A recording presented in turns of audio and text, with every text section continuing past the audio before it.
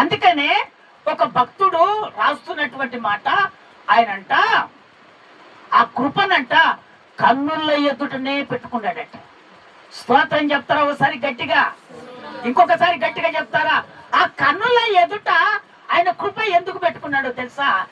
నా దేవుడు నా కార్యాన్ని చేస్తాడు, నన్ను విడవక ఎడబాయక ఎప్పుడు నాతోటే ఉంటాడని ఆయన కృపనంట కన్నుల ఎదుట ఉంచుకున్నాడట.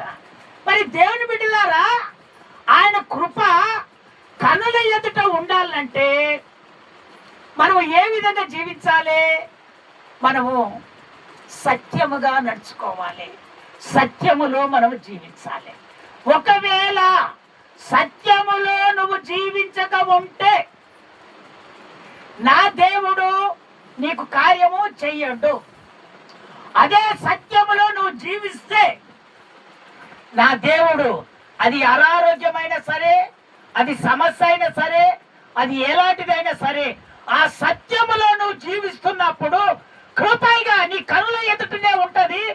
ఆ కృప దయ చూపుతుంది, ఆ కృప ప్రేమ చూపుతుంది, ఆ కృప నిన్ను అభివృద్ధి పరచటానికి, ఆశీర్వదించటానికి, అంచెలంచెలుగా ఎదిగించడానికి, కటాక్షము చూపించటానికి ఆ కృప నీలో ఉండి నీ కార్యాన్ని మొదలు పెట్టటము మొదలు పెట్టేస్తారు. స్తోత్రం చెప్తారా ఒకసారి గట్టిగా, ఇంకొకసారి గట్టిగా చెప్తారా? చూడండి, ఆ వాక్య భాగంలోనికి మనం వెళ్తాం. కీర్తనల పుస్తకము 26వ కీర్తన 3వ వచనంలో చక్కగా మాట్లాడుతున్నటువంటి మాట. 26వ కీర్తన నాన్న, 26వ కీర్తన 3వ వచనంలో చక్కగా మాట్లాడుతున్నాడు దేవుడు. మనం జాగ్రత్తగా వాక్యాన్ని మనం జాగ్రత్తగా విందాం. వినండి. నీ కృప, చూసావా? నీ కృప యేసయ్యా, నా ప్రభువా, నన్ను కన్న నా తండ్రి, నన్ను రక్షించిన నా దేవా. చదువునానా? నా కన్నుల ఎదుట ఇక కార్యం ఎట్ట జరగదు? అనారోగ్యం ఎందుకు పోదు? సమస్య ఎందుకు తీరదు? ఆ భక్తుడు ప్రార్థన చేస్తున్నాడు. ఆ రెండో మాట, అదే మాట చదువునానా? నీ సత్యమును అనుసరించి నడుచుకొనుచున్నాను. ఏమి ప్రార్థన చేస్తున్నాడమ్మా? అందుకనే అందరూ ప్రార్థన చేస్తారు, విసికి విసికి కన్నీరు కాచి ప్రార్థన చేస్తారు, కానీ ఆ ప్రార్థనలో ఫలితము దొరకదు. ఎప్పుడు ఆ ప్రార్థనలో ఫలితం దొరుకుతుందంటే నువ్వు సత్యముగా యేసయ్య ఎదుట నువ్వు ప్రార్థన చేసినప్పుడు ఆ ప్రార్థన బట్టి దేవుడు నీ కార్యం చేయటం మొదలు పెడతాడు. ఇది దాదాపుగా చాలా మంది ఊకనే కన్నీరు కాస్తారు, ఉపవాసం ఉండి ప్రార్థన చేస్తారు, కానీ లోపట ఆ సత్యం అనేది ఉండక దేవునికి మొట్టమొదట నువ్వు ప్రార్థన చేసుకుంటప్పుడు కోరుకునేది ఏంటో తెలుసా? దేవునికి ఎదుట నేను యథార్థంగా దేవునికి ఉన్నానా లేనా, ఇది నేను కావాలి.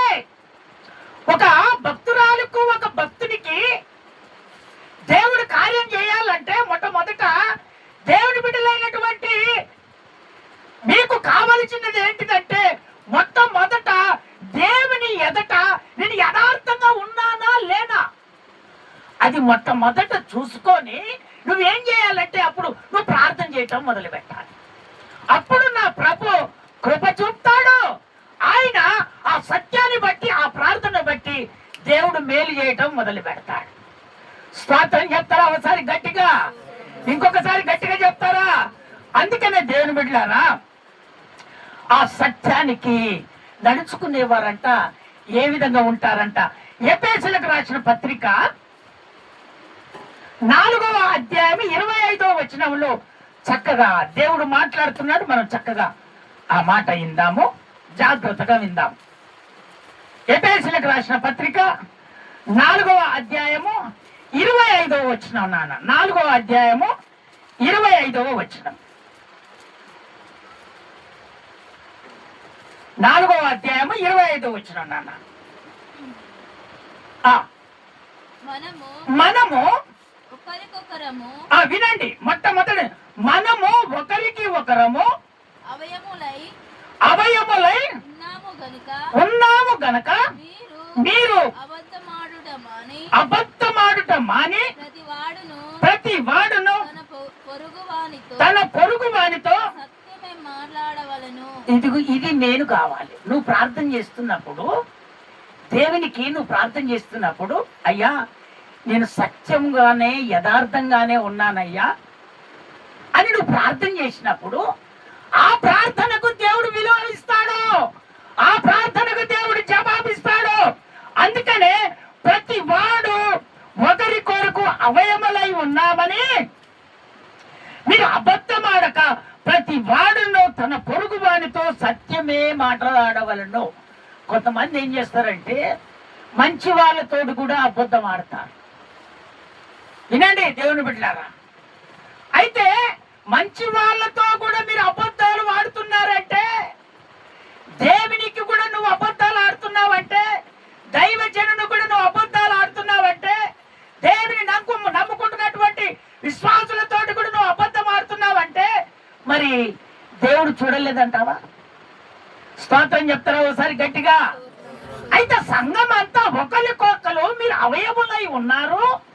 అందుకనే మీరు అబద్ధం ఆడకండి, సత్యములోనే ఒకరితో ఒకరు మాట్లాడుకొని ఆ సత్యముగానే మీరు నడుచుకుంటే నా కృప మీ కన్నుల ఎదుట ఉంటది, ఆ కృపను బట్టి మీ కార్యం చేయటం మొదలు పెడతాను అంటున్నాడు దేవుడు. స్తోత్రం చెప్తారా ఒకసారి గట్టిగా? అందుకనే దేవుని బిడ్డలారా, మనము దేవుని అంగీకరించినటువంటి దేవుని బిడ్డలమైనటువంటి మనము, దేవుని అంగీకరించినటువంటి మనం సత్యముగానే నిలబడాలి. ఈ సత్యాన్ని చెడగొట్టడానికి సాతానుడు అనేకమైనటువంటి ప్రయోగాలు చేస్తాడు. చేసినంత మాత్రాన నువ్వు నమ్ముకున్నటువంటి మనిషిని, నువ్వు నమ్ముకున్నటువంటి వాళ్ళు ఎవరైనా సరే, నమ్మకమైనటువంటి వారిని నువ్వెప్పుడు కూడా ఆ సాతానుడు పెట్టినటువంటి ఆ ప్రలోభం వలన ఒకవేళ ఆ మంచోనికి నువ్వు చెడు చేసినట్టుగా మాట్లాడితే, స్తోత్రం చెప్తారా ఒకసారి గట్టిగా? ఇంకొకసారి గట్టిగా చెప్తారా? నా దేవుడు సూటిగా తేటగా నీతో మాట్లాడుతున్నాడు. ఒకవేళ ఆ విధంగా చేస్తే దేవుడు ఊరుకుంటాడా? నీకు సహాయం చేసేవాడిని నువ్వు నిందిస్తే, నువ్వు సహాయం చేసేవాడిని నువ్వు అదే రకంగా బాధ పెట్టాలని ఆశపడితే మరి దేవుడు చూస్తూ ఊరుకుంటాడంటావా? దేవుని బిడ్డలారా, మీరు దేవుని అంగీకరించినటువంటి మీరు దేవుని వాక్యములోనికి బహు లోతులోనికి వెళ్ళాలి. లోతులోనికి వెళ్ళి ఎప్పుడైతే నువ్వు నమ్ముతావో ఆ నమ్ముటం వలన దేవుడు ఏం చేస్తాడంటే ఆ కార్యాన్ని చేయటం దేవుడు మొదలు పెడతాడు. అందుకనే పొరుగు వారికి మనం సహాయం చేసినంత మాత్రాన వాణ్ణి మనం ఏదో ఒక రకంగా తొక్కాలని ఆశపడితే మాత్రము దేవుడు మాత్రము ఊరుకోడు. ఎందుకంటే ఆయన సృష్టించినటువంటి దేవుడు గనక ప్రతిదీ ఆయన చూస్తూనే ఉంటాడు. ఇప్పుడు మాట్లాడేది కూడా నా ప్రభువు అయిన యేసే. ఒక్కసారి స్తోత్రాలు చెప్తారా గట్టిగా? ఇంకొకసారి గట్టిగా చెప్తారా? ఈ విధంగా ఆయన కృపను కన్నుల ఎదుట ఉంచుకున్నటువంటి ఒక భక్తునికి దేవుడు చెప్తున్నాడు. ఏమని చెప్తున్నాడంటే, అయ్యా ఐగుప్త ప్రాంతంకెళ్ళి తోలుకొచ్చినటువంటి నీ బిడ్డలను నేను ఆనాడు మీ పితరులకు వాగ్దానం చేశాను. ఏమని? నేను పాలు తేనెలు ప్రవహించే దేశానికి పంపిస్తానని వాగ్దానం చేశాను. అయితే నీవు నా కృపను దూరం చేసుకోలేదు కాబట్టి నా కృపతో నువ్వు ఉన్నావు. నీవైతేనే వీళ్ళను అక్కడికి నడిపించగలవయ్యా అని దేవుడు అతన్ని దర్శించి అంటున్నాడు. ఏమని అంటున్నాడంటే, ఇదిగో మోసే, నేను మీ పితరులకు వాగ్దానం చేసినటువంటి 33వ అధ్యాయం నిర్గమకాండం 1వ వచనం ఒకసారి చదివి వినిపిస్తారా నాన్న? నిర్గమకాండం 33వ అధ్యాయం 1వ వచనం. నిర్గమకాండం 33వ అధ్యాయం వచనం. మరియు మరియు యెహోవా యెహోవా మోషేతో ఇట్లా చెప్తున్నాడు, నీవు ఐగుప్తు దేశము నుండి తోడుకొని వచ్చిన ప్రజలను బయలుదేరి నేను అబ్రహాముతోను ఇస్సాకుతోను యాకోబుతోను ప్రమాణము చేసి నీ సంతానమునకు దీనినిచ్చేదనని చెప్పిన పాలు తేనెలు ప్రవహించు దేశమునకు మీరు లేచిపోండని. ఇది ఎవరికి చెప్తున్నాడంటే మోషే భక్తునికి చెప్తున్నాడు. స్తోత్రం చెప్తారా? ఒకసారి గట్టిగా, ఇంకొకసారి గట్టిగా చెప్తారా? అక్కడ ఎంతో మంది 6 లక్షల కాల్వలు ఎంతో మంది ఉన్నారు. అయినప్పటికీ కూడా దేవుడు మోషే మీద తన ప్రణాళిక ఉంచాడంటే కారణం ఏందో తెలుసా దేవుని బిడ్డలారా?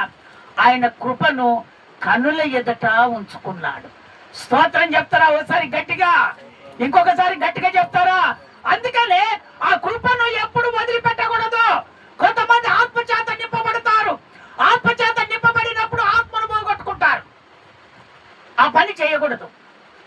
సత్యమును జీవిస్తున్నటువంటి నీవు, సత్య మార్గంలో యథార్థంగా ఉంటున్నటువంటి నీవు పొందుకున్న ఆత్మ ఎక్కడికి వెళ్తానే పోదు. దేవుడు ఎక్కడ వెళ్ళిపోతాడు? పోడు.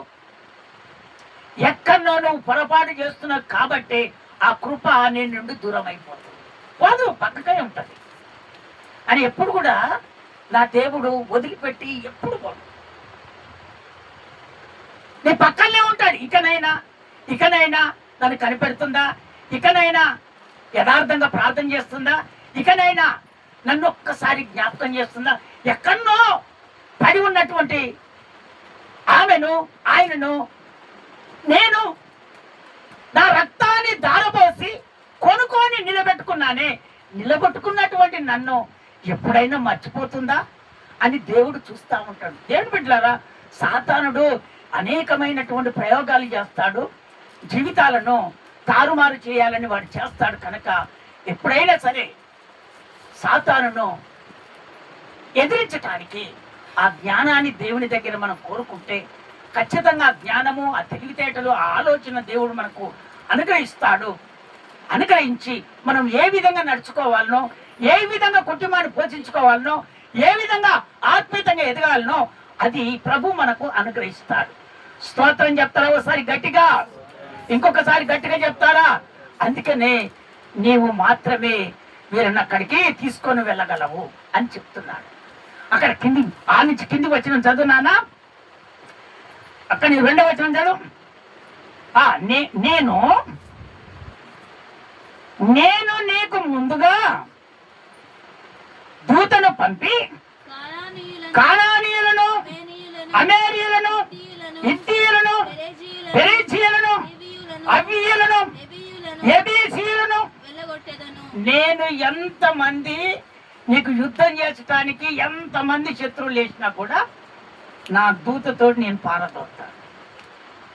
ఎందుకో నీలో నా కృప ఉంది. నా కృపను కనిపెడుతున్నావు. అందుకనే ఈ కృప ద్వారానే నీవు వెళ్ళు, నా దూతను పంపిస్తాను. ఎంతమంది లేచినా కూడా, ఎంతమంది నిన్ను అనగగొట్టాలని, ఎంతమంది నిన్ను ఆశీర్వాదంగా ఉన్నటువంటి నిన్ను కిందికి తొక్కాలని, బలహీనత పరచాలని, బుద్ధిమంతుగా ఉన్నటువంటి నేను అబద్ధాలు చెప్పి బుద్ధిహీనుడుగా మారుతున్నటువంటి వాళ్ళు ఎంతమంది చెలరేగినా, ఎంతమంది లేచినా వాళ్ళందరినీ నేను పారదోలుతాను. నీవు నా కృపకు నువ్వు దూరం కాకూడదు. నా కృప నీ కనుల ఎదుట ఉంచుకొని నువ్వు ప్రార్థన చేయి.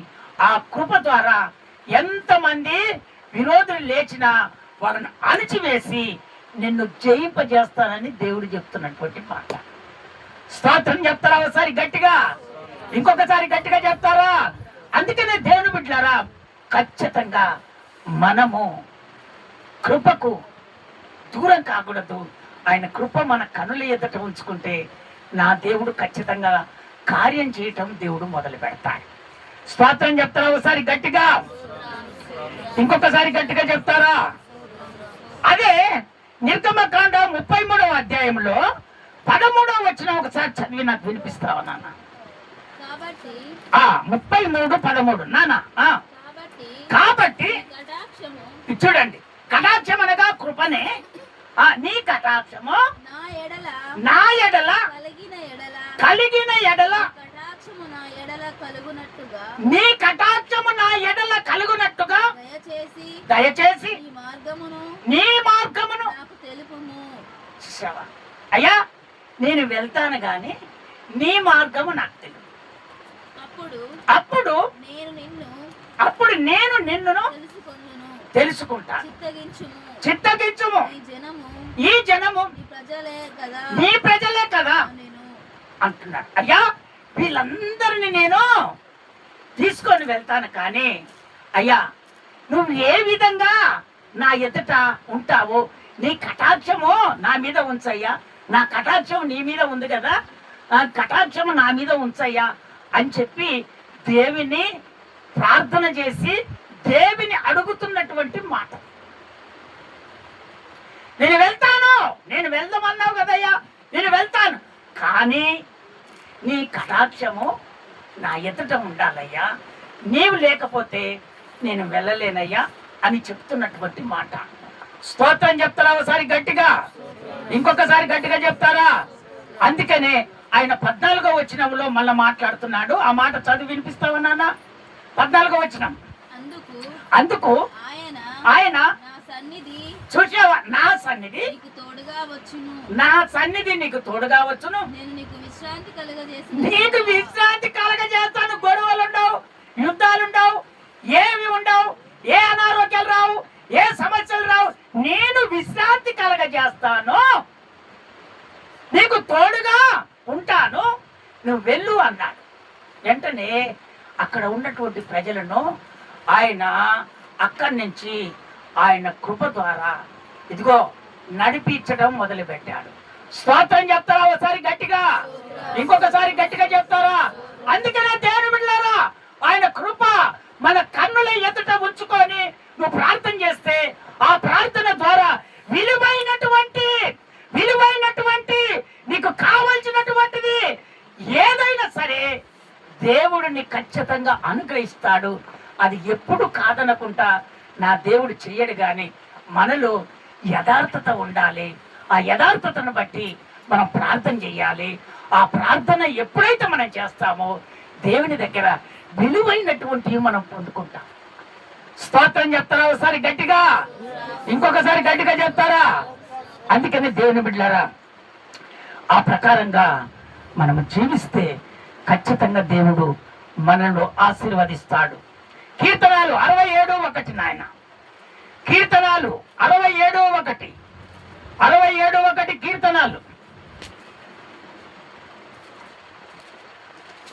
67:1 కీర్తనాలు 67వ అధ్యాయము 1వ వచనం. విను, దేవుడు చెప్తున్నాడు, భూమి మీద నీ మార్గము తెలియబడినట్లును అన్య జనులందరిలో నీ రక్షణ తెలియబడినట్లును దేవుడు మమ్మను కరుణించి మమ్మను ఆశీర్వదించును గాక. ఆయన తన ముఖ కాంతి మా మీద ప్రకాశింపజేయును గాక. అయితే దేవుడు అక్కడ చెప్తున్నటువంటి మాట, ఈ భూమి మీద ఉన్నటువంటి అన్య జనులలో రక్షణ తెలియబడినట్లు. దేవుని బిడ్డలారా, నిన్ను చూసి నీ పక్కన ఉన్నటువంటి అన్య జనులు నిన్ను చూసి దేవుని అంగీకరించి దేవుని దగ్గరికి రావాలి.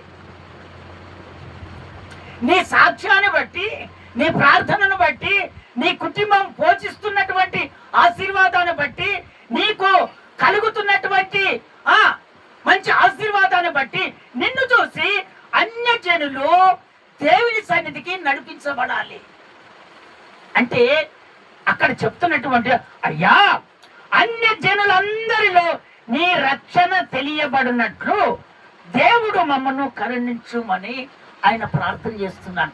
అన్య జనులందరూ నేను ఆశీర్వాదంగా ఉంటే, నేను అనారోగ్యం లేకుండా ఉంటే, నేను మంచి ప్రయోజకుడిగా ఉంటే, వాళ్ళు చూసి నన్ను చూసి ఇదిగో దేవుని దగ్గరికి వచ్చేటట్టుగా నన్ను చెయ్యి ప్రభు అని చెప్పి ప్రార్థిస్తున్నాను.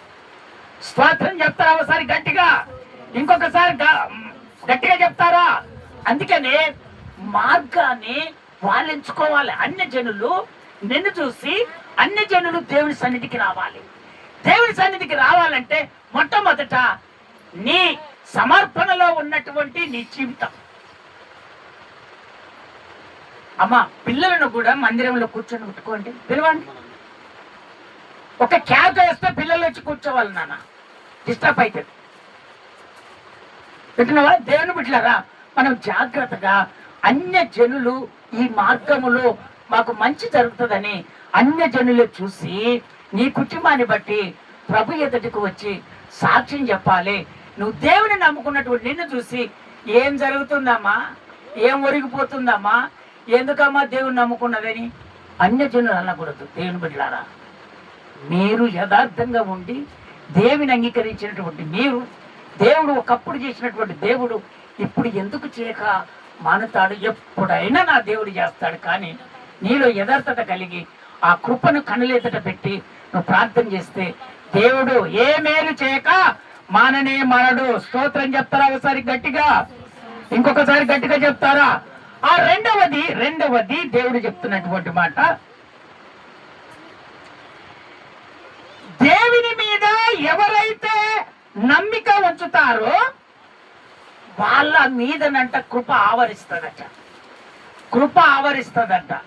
ఎవరైతే దేవుని మీద నమ్మిక ఉంచుతారో ఆయన కృప ఆవరించి ఆ కార్యాన్ని దేవుడు చేయటం మొదలు పెడతాడట. ఆయన నోటి మాట సెలవిస్తే చాలంట. స్తోత్రం చెప్తారా ఒకసారి గట్టిగా? ఆయన మాట ఏ విధంగా వస్తుంది? దైవ జనుల నుండి ఒక వాక్యము నీ యొద్దకు వస్తుందంటే ఆ వాక్యాన్ని నువ్వు విని ఆ వాక్యానుసారంగా నువ్వు తీర్మానం చేసుకుంటే నీ కార్యం వెంటనే జరుగుతుంది. స్తోత్రం చెప్తారా ఒకసారి గట్టిగా? ఇవి వినరు. అనారోగ్యం ఉందా? ముందుకొచ్చి కూర్చో. అనారోగ్యం ఉందయ్యా, ప్రార్థన చేయయ్యా. నేను అనారోగ్యం కొరకు వచ్చావే, అనారోగ్యానికి బాగలేదని నువ్వు వచ్చావు. వచ్చినటువంటి నువ్వేం చేయాలి? నువ్వు దేవునిలో ఎదగాలి. దేవునిలో ఎదగాలంటే నువ్వు ఏ విధంగా ఎదుగుతావు? పశువులకు మేత వేస్తే కడుపు నిండుతుంది, అవి పుష్కంగా బలంగా ఉంటది. మరి నీవు స్వస్థత పొందుకున్నటువంటి నీకేం కావాలి అమ్మా? ఏం కావాలి? స్వస్థత పొందుకున్నటువంటి నీకేం కావాలి? చెప్పరమ్మా? వాక్యం కావాలి. ఆ వాక్యము నీ హృదయములో పడితేనే నీవు యథార్థంగా ఉండి దేవుడి కొరకు నిలబడి ప్రార్థన చేసి ఆ ప్రార్థన ద్వారా నువ్వు విజయాన్ని పొందుకుంటావు. అందుకనే వాక్యం కావాలి. వాక్యం లేకపోతే నీ జీవితము మార్చబడదు. వాక్యం లేకపోతే నీ జీవితం ఎక్కడే చిన్న గొంగడి మాదిరిగానే ఉంటది. ఎప్పుడు అనారోగ్యం వచ్చిందయ్యా ప్రార్థన చేయి, అదే మాదిరిగా పోతావు. వాక్యం లేకపోతే, వాక్యం నీ హృదయంలో ఉంటే ఆ వాక్యాన్ని పట్టుకొని మోకాలుండి ఇంటి దగ్గర ప్రార్థన చేసుకుంటావు. ఆ ప్రార్థన బట్టి దేవుడు నీకు విజయాన్ని ఇచ్చేస్తాడు. స్తోత్రం చెప్తారా ఒకసారి గట్టిగా? ఇంకొకసారి గట్టిగా చెప్తారా? అందుకనే నమ్మిక ఉంచితే ఆయన కృప ఆవరిస్తుందంట. చదువుతారా? మాటలోనికి వెళ్దాము. కీర్తనాల పుస్తకము 32వ కీర్తన 10వ వచనం. 32:10 నానా, 32:10. కీర్తనాల పుస్తకము 32:10. వినండి. భక్తిహీనులకు అనేక వేదనలు కలుగుతాయి, యెహోవా యందు నమ్మిక ఉంచు వారిని కృప ఆవరించుచున్నది. ఒక్కసారి హల్లెలూయా చెబుతామా? ఇంకొకసారి గట్టిగా హల్లెలూయా చెబుతామా? భక్తిహీనుల కంట అనేక వేదనలు కలుగుతాయట. భక్తిహీనులకు మేము భక్తులమనే నటిస్తారు వీళ్ళంతా, మేము ప్రార్థన చేస్తామనే నటిస్తారు వీళ్ళంతా. వీళ్ళ దగ్గర ఏముంటదంటే భక్తిహీనత.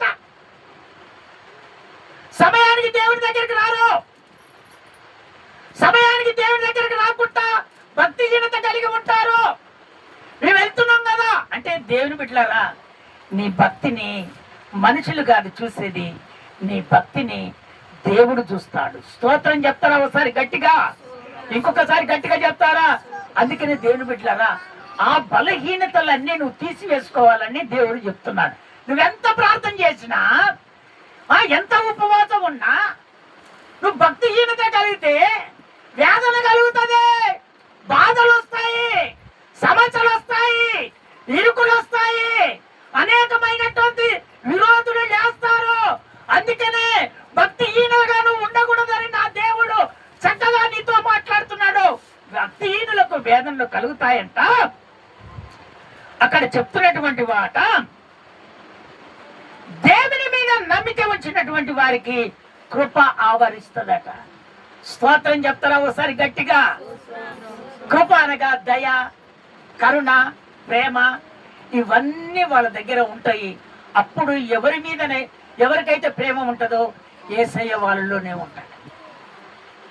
ఎవరైనా యేసయ్య కొరకు దయచేయ్యా అని కన్నీరు గడిచి ప్రార్థన చేస్తాడు, ఆయన వెంటనే దయచేస్తాడు. ఇవన్నీ కలిగి ఉన్నప్పుడు మనం భక్తిహీనలోనికి వెళ్ళాం. మనమే భక్తిహీనంగా ఉండి వేదనలు వస్తా ఉంటుంటే దేవుని అనిపించటము అది మంచి పద్ధత కాదమ్మా. నువ్వు భక్తిహీనంగా ఉండి దేవుని అనిపించటం ఏంది? తప్పది. ఈ భక్తిహీనత తీసివేయి. ఆయన కృప నిన్ను ఆవరించునుగాక, నిన్ను ఆవరించునుగాక. ఎప్పుడైతే ఆ భక్తిహీనత నువ్వు తీసివేస్తావో అప్పుడు వేదనలు పోతాయి, అప్పుడు దేవుని మీద నమ్మిక వస్తుంది. ఆ నమ్మిక ద్వారా కృప ఆవరించబడుతుంది. స్తోత్రం చెప్తారా ఒకసారి గట్టిగా? ఇంకొకసారి గట్టిగా చెప్తారా? అంటే ఈ భక్తిహీనత తీసివేయాలంటే మొట్టమొదట పూర్ణ హృదయం ఉండాలట. దేవుడు ఎంత చక్కగా చెప్తున్నాడు. పూర్ణ హృదయంతో ఉండాలంట. పూర్ణ హృదయం అంటే ఇక లోపట ఏది కూడా భక్తిహీనత ఉండకూడదట. చదువుతారా మాట? సామెతల పుస్తకం 3వ అధ్యాయము 5వ వచనం చదువు నాన్న. సామెతల పుస్తకము 3వ అధ్యాయము 5వ వచనం చదువుతావా? ఇవంట స్వబుద్ధి ఉంటేనే భక్తిహీనత వస్తుందట. అమ్మా, స్వబుద్ధి ఉంటేనే భక్తిహీనత. ఏది? దేవుని బుద్ధి కాకుండా మన సొంత బుద్ధితోనంట అప్పుడు భక్తిహీనత వస్తుందట. చదువు నాన్న మాట చదువు. ఇక చూడు, నీ స్వబుద్ధిని ఆధారం చేసుకొనక నీ పూర్ణ హృదయముతో యెహోవా యందు నమ్మకం ఉంచుము. నీ పూర్ణ హృదయముతో యెహోవా యందు నమ్మకం ఉంచుము. ఎప్పుడు కూడా స్వబుద్ధిని ఆధారం చేసుకోకూడదు. నువ్వు దేవుని అంగీకరించినావు కదా, దేవుని అంగీకరించినప్పుడు దేవుని వదిలిపెట్టి నేనే అని ప్రార్థన చేయకుండా దేవుని వదిలిపెట్టి నేనే అని నేను స్వబుద్ధితో పనిని ప్రారంభమిస్తే ఆ పని జరుగుతుందమ్మా? వినండి, పని జరుగుతుందా? జరగదు తల్లులారా, అయ్యలారా వినండి, అస్సలు జరగదు. నీ స్వబుద్ధిని ఆధారం చేసుకోకూడదు. నువ్వు ఏ పనైనా ప్రారంభించినప్పుడు ప్రేమగా యేసయ్యతో ప్రారంభించు. అది దేవుడు ఆశీర్వదించటం మొదలు పెడతాడు. స్తోత్రం చెప్తారా ఒకసారి గట్టిగా? ఇంకొకసారి గట్టిగా చెప్తారా? అందుకని నువ్వు నమ్మిక వస్తావు. అప్పుడు ఎప్పుడు పూర్ణ హృదయం నీలో ఉంటే, ఇంకా ఎక్కడ కూడా మచ్చ డాగు కలంకం లేకుండా ఉంటే దేవుని మీదనే నమ్మకం పెడతాడు. నా దేవుడు నాకు చేస్తాడనే ఆలోచన ప్రతి ఒక్కరికి కలుగుతుంది. స్తోత్రం చెప్తారా ఒకసారి గట్టిగా?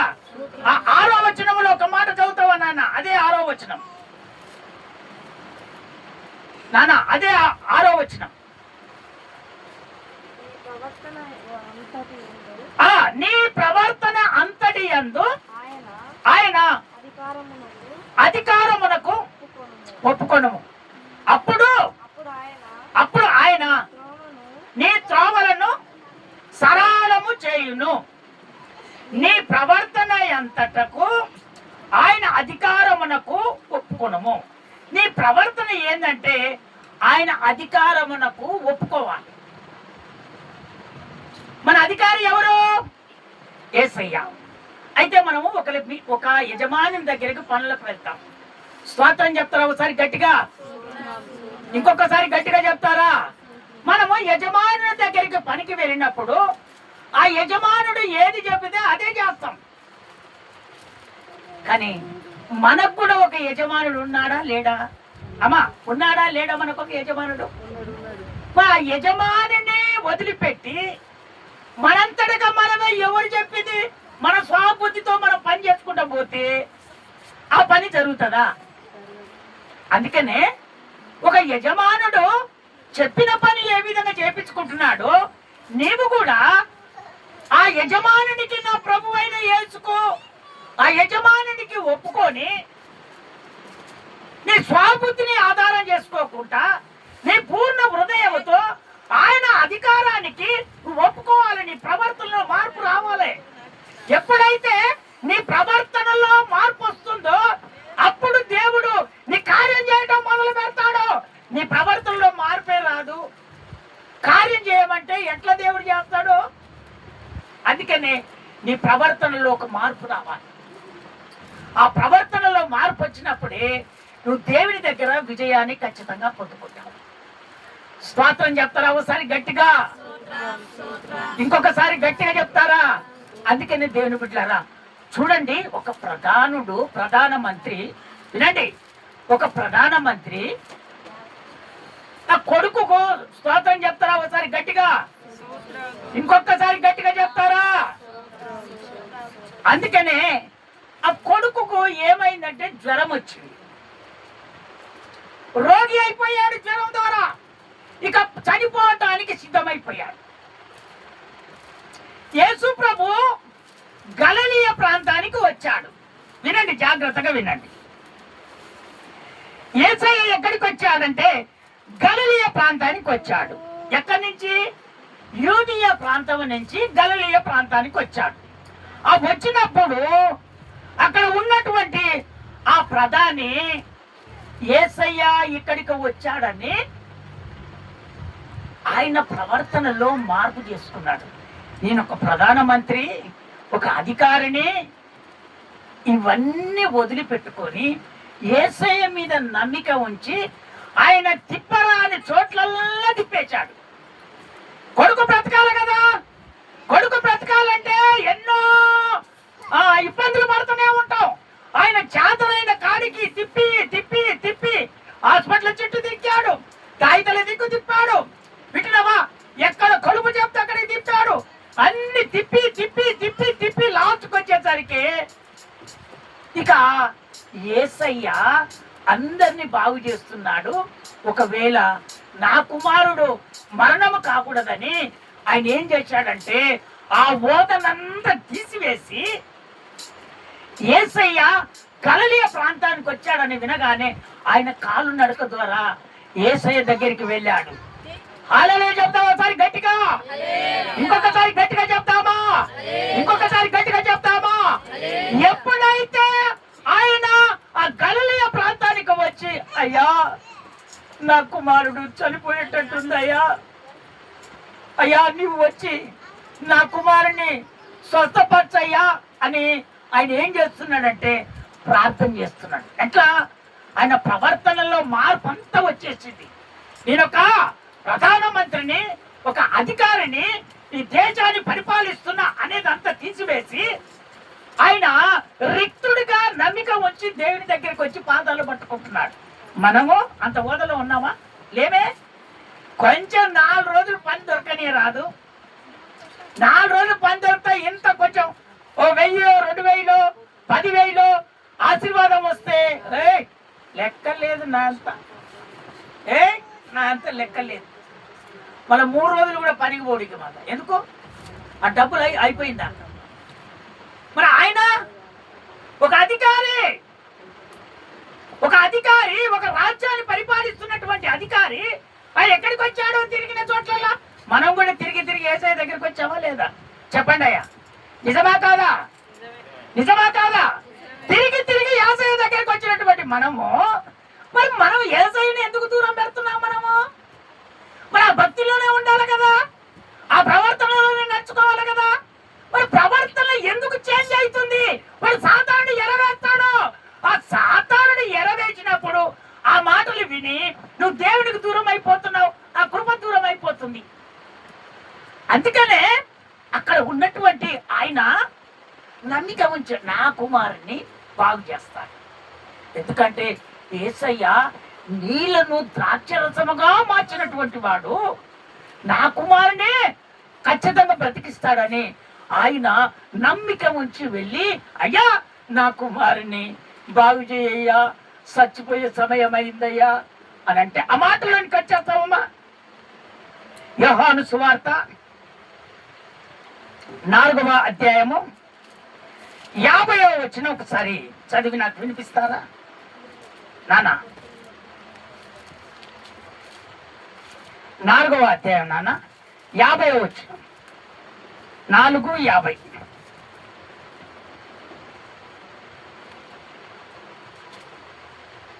టీచర్ దొరికేదా?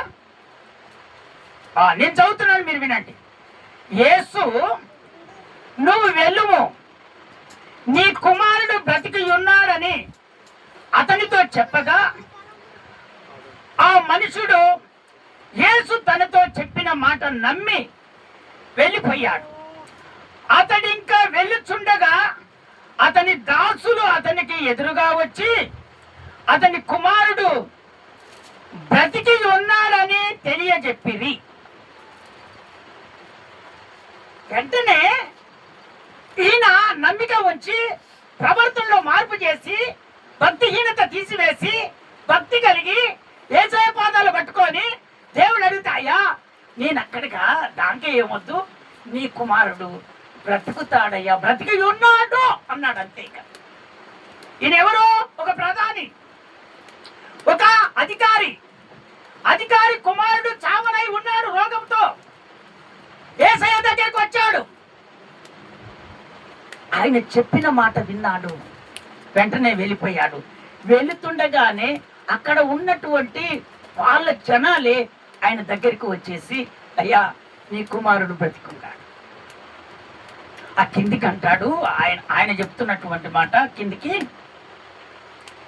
ఏ గంటకు వాడు బాగుపడనని వారిని అడిగినప్పుడు వారు నిన్న 1 గంటకు జ్వరము వారిని విడిచెనని అతనితో చెప్పిరి. నీ కుమారుడు బ్రతికి ఉన్నాడని యేసు తనతో చెప్పిన గంట అదే అని తండ్రి తెలుసుకొనెను కనుక అతడును అతని ఇంటి వారందరూ నమ్మారు. ఎప్పుడైతే దేవుడు ఆ మాట ఆ 1 గంటకు సెలవిచ్చాడో ఆ 1 గంటకే తన కుమారుడు బ్రతికాడని ఎదురుగా తన మనసులో వచ్చి చెప్పాడు. వెంటనే ఇదొక అద్భుతం. ఇక యేసయ్య తప్ప దేవుడు లేడు, ఈయన తప్ప దేవుడే లేడు, ఈయననే మనం అంగీకరించాలని అన్ని తీసివేసి యేసయ్యను నమ్మటం మొదలు పెట్టాడు. ఆ కుటుంబం అంతా రక్షణలోనికి వచ్చేసింది. అలాగే చెప్తాం ఒకసారి గట్టిగా, ఇంకొకసారి గట్టిగా చెప్తామా? అందుకనే దేవుని బిడ్డలారా, ఒక కుటుంబము దేవుని నమ్ముకున్నటువంటి ఒక కుటుంబము అన్ని జనులలో ఉందంటే ఆ కుటుంబం దగ్గరకు వచ్చినప్పుడు నీ ద్వారా ఒక అద్భుతం జరిగితే ఆ కుటుంబములంతా దేవుని వైపుకు తిరుగుతారు. అందుకనే నీలో ప్రవర్తన రావాలి. ఆ మాదిరిగా ప్రవర్తన వచ్చేస్తే ఆ ప్రధానమంత్రి కుటుంబమే దేవుని అంగీకరించి బ్రతికింది. దేవుని బిడ్డలారా, ఇక్కడ కూడా అన్ని జనులు మీ ప్రార్థనను బట్టి ఖచ్చితంగా మారు మనసు పొంది యేసయ్యను నమ్మి ఆయన యొద్దకు అనేకులను దేవుడు మీ ద్వారా